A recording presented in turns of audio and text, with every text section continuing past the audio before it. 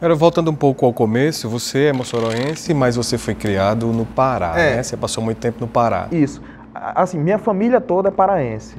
As pessoas às vezes falam um pouco do sotaque, não sei o que, eu tenho uma certa mistura. Outros dizem que é porque é de Fortaleza, mas não. Quem me conhece de muito tempo, quando eu vim estudar no Diocesano, já sofria disso. Hoje é bullying, né? Antigamente não era não. Mas já sofria muito disso.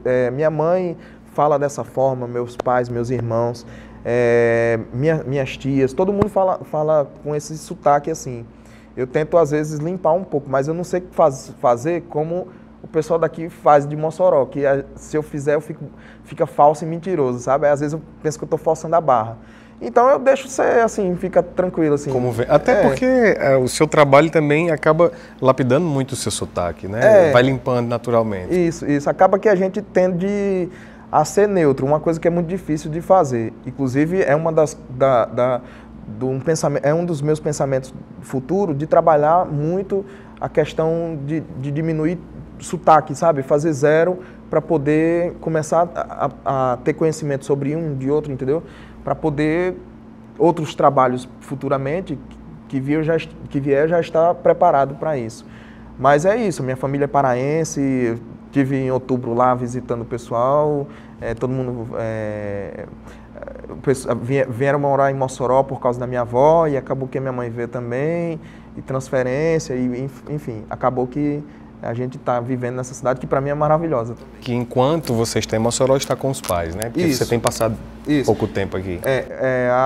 Depois, eu não falo nem só depois do musical da Broadway, mas claro que a Broadway foi uma porta muito grande. Mas depois disso tem surgido muitas oportunidades fora daqui.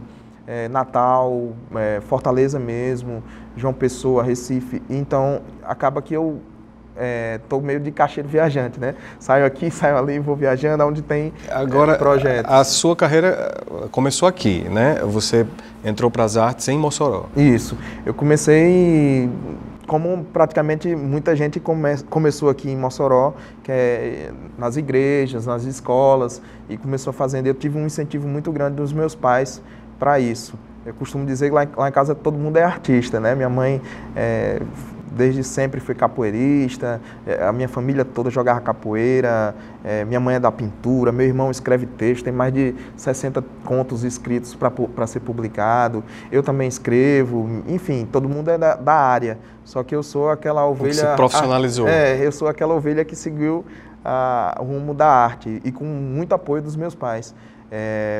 Mas foi na igreja, na escola, e aí depois a gente começou a montar a Paixão de Cristo passamos 13 anos fazendo a Paixão de Cristo, dirigi por muitos anos também, fiz Jesus Cristo, caí da cruz, um monte de coisa aconteceu. Não era numa época de viralizar na internet ainda, Não, né? Graças a Deus, mas eu acho que a TCM deve ter, mas que não mostre não, que é um negócio meio... Vou procurar. Não. Então, e aí eu fiz, a gente continuou com isso, com a Paixão de Cristo, e foi da Paixão de Cristo que a gente montou uma companhia chamada Companhia Mitos, montamos vários trabalhos, saímos pelo estado viajando também, a gente fez uma grande montagem que foi o Corcunda de Notre Dame, que foi daí onde eu comecei a sentir o gosto pelo musical, e assim, ter um pouquinho de conhecimento em relação. E aí depois de tudo isso aí, eu comecei a participar do Chuva, mas como a questão cultural da cidade foi cada vez mais se tornando diferente e com menos acessibilidade, acaba que a gente encerrou com o grupo, e hoje eu fico independente. Quer dizer, e depois do grupo você não se filiou a nenhuma companhia, que aqui tem várias, né? Ainda tem contato com todas elas, mas você nunca participou de nenhuma. Eu tenho contato com todos. Depois que encerrou, eu ainda fiz uma certa participação com o pessoal do Tarará, que eu tinha muita proximidade.